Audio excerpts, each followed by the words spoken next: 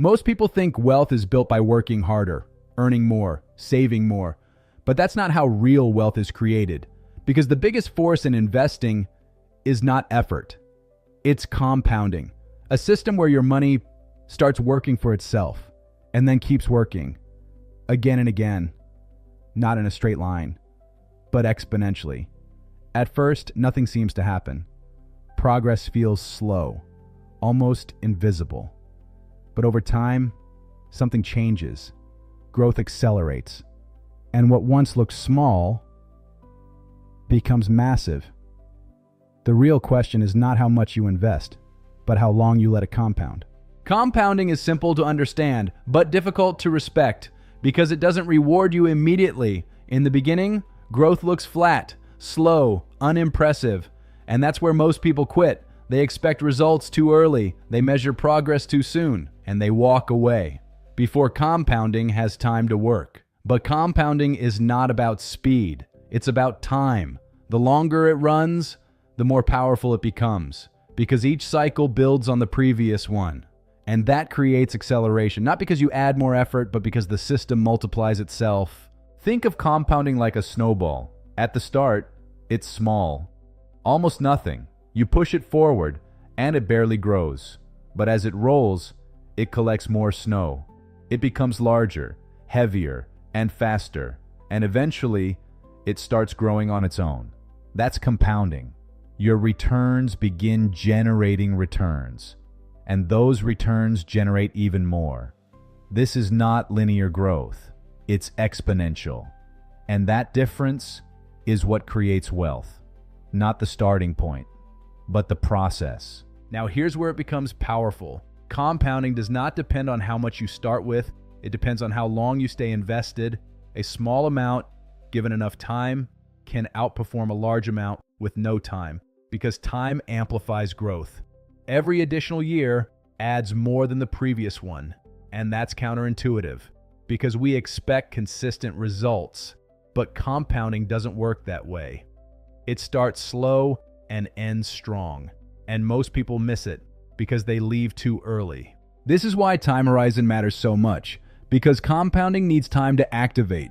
Without time, there is no compounding, only isolated returns. Short-term investing breaks the process. It resets the cycle. It interrupts growth, and it prevents accumulation.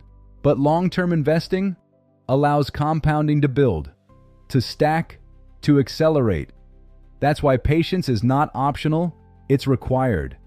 Because without patience, you never reach the phase where compounding actually works. Let's make it practical. Imagine you earn 10% per year. In the first year, you gain 10%. In the second year, you don't just gain 10% again, you gain 10% on a larger base.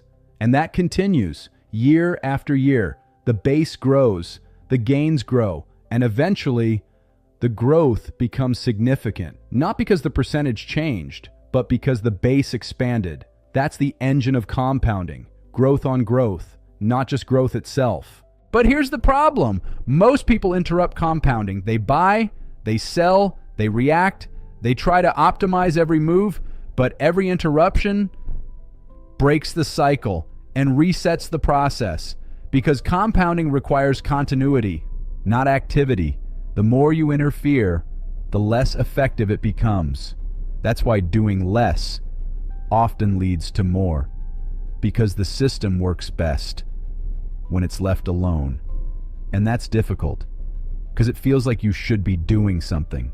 Another mistake is underestimating time. People think 2 or 3 years is long term, but in compounding, that's just the beginning. Real compounding happens over decades, not months, not quarters, years, and the biggest growth comes at the end, not the beginning. Which means if you stop early, you miss the most important part, the part where everything accelerates. And that's why consistency over long periods is more valuable than intensity over short ones. Now connect this back to risk, because compounding changes risk as well. Over time, returns become more predictable, volatility becomes less impactful, and growth becomes more stable. Not because markets change, but because time absorbs fluctuations. Short-term risk feels high, but long-term risk decreases, And compounding is the mechanism behind it, because the longer you stay invested, the more the system stabilizes, and the less individual movements matter.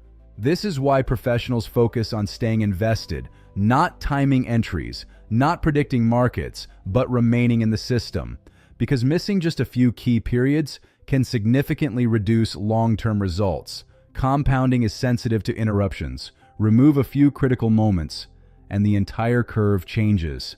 That's why consistency matters more than precision, because compounding rewards presence, not perfection.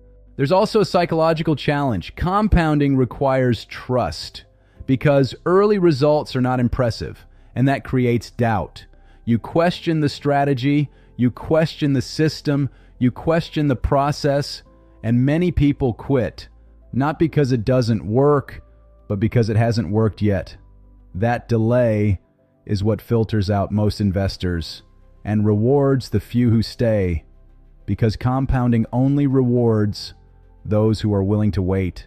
Now think about leverage, not financial leverage, time leverage, because compounding is the ultimate form of leverage. It allows small inputs to produce large outputs without increasing effort, without increasing risk significantly, just by extending time. That's what makes it powerful. It separates effort from outcome and replaces it with structure and duration. This is where wealth is actually built, not in big wins, not in lucky trades, but in consistent compounding. Over long periods, small gains, repeated over time, become large results. And that process is predictable, not because markets are predictable, but because compounding is.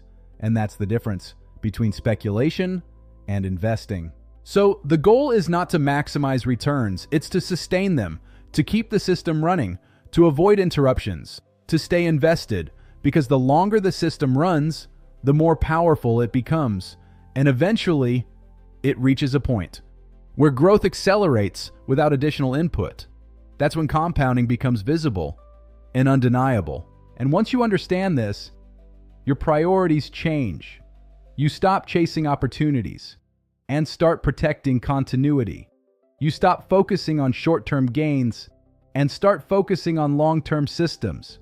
Because the real risk is not volatility, it's interruption. Breaking the process, stopping the cycle, and losing the compounding effect. But compounding is only one part of the system. Because even the best compounding strategy can fail if your behavior is wrong. And in the next episode, we'll explore the biggest hidden factor in investing: psychology. How emotions influence decisions, and why even the best strategy fails in the hands of the wrong mindset. Because investing is not just numbers, it's behavior. And behavior is what determines outcomes.